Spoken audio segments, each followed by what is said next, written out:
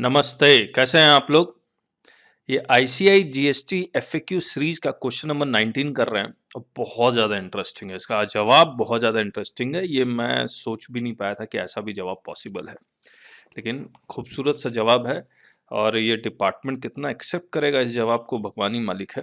लेकिन let us see, is Mr A chartered accountant is filing IT return for his brother Mr B, whether it constitutes supply, if yes what is the value of such supply. देखिए, मैं जो अब तक समझा हूँ और शायद बाकी एक्सपर्ट भी जो समझे हैं, वो तो यही समझे हैं कि अगर मैं रिलेटिव को कोई सर्विस प्रोवाइड करूंगा या गुड्स सप्लाई करूंगा, even without consideration, then it will be treated as supply. Now why I supply without consideration to my relative, जैसे मैं ब्रदर को या फादर को या वाइफ को, because of love and affection, इसीलिए तो पैसे नहीं ले रहे हैं। उसी को कवर करने के लिए उन्होंने कहा कि it will be treated as supply.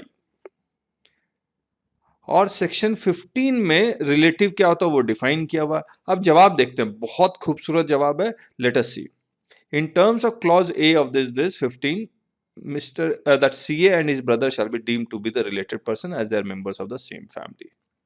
Therefore, valuation of such supply shall be governed as per Rule 28 of CGST rules, which provides for the valuation of the supply of goods or services both where the supplier and recipient are related. The relevant extract is this. Basically, आपको open market value के basis पे लग जाएगा, और अगर open market value नहीं है तो वगैरह वगैरह। लेकिन कहानी यहाँ देखिए, जो मैंने बॉक्स में अभी पढ़ रहा हूँ।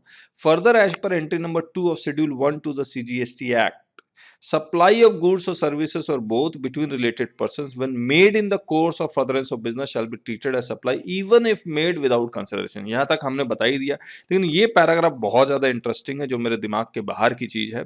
और ये डिपार्टमेंट ही एक्सेप्ट कर ले तो इससे खूबसूरत बात क्या हो सकती है। How ever filing of ID return of A brother is out of natural love and affection obviously, rather than a business transaction, and may not be considered and may not be considered as supply under schedule 1, as the same would not be made in the course of furtherance of business। उफ, तो ये आप बताएं, अब आपके ऊपर छोड़ दिया कि ये कितना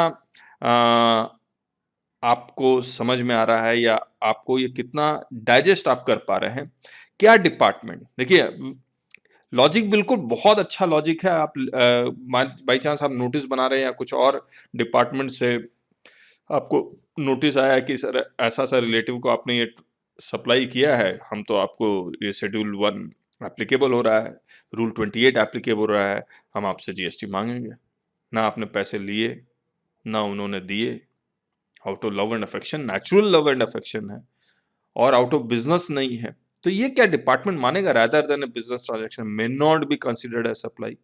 कमेंट बॉक्स में जरूर बताइएगा।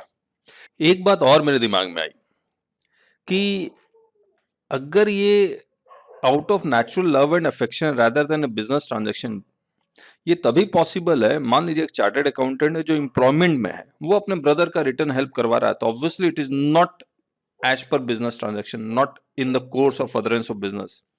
लेकिन चार्टर्ड अकाउंटेंट प्रैक्टिस है, उस प्रैक्टिस के दौरान वो अपने ब्रदर का रिटर्न फाइल कर रहा है, तो that is in the course of furtherance of business. तो ये एक पॉइंट भी है जो बहुत इंपॉर्टेंट है, और मे बी इस पैराग्राफ में वो यही कहना चाह रहे हो, मे बी।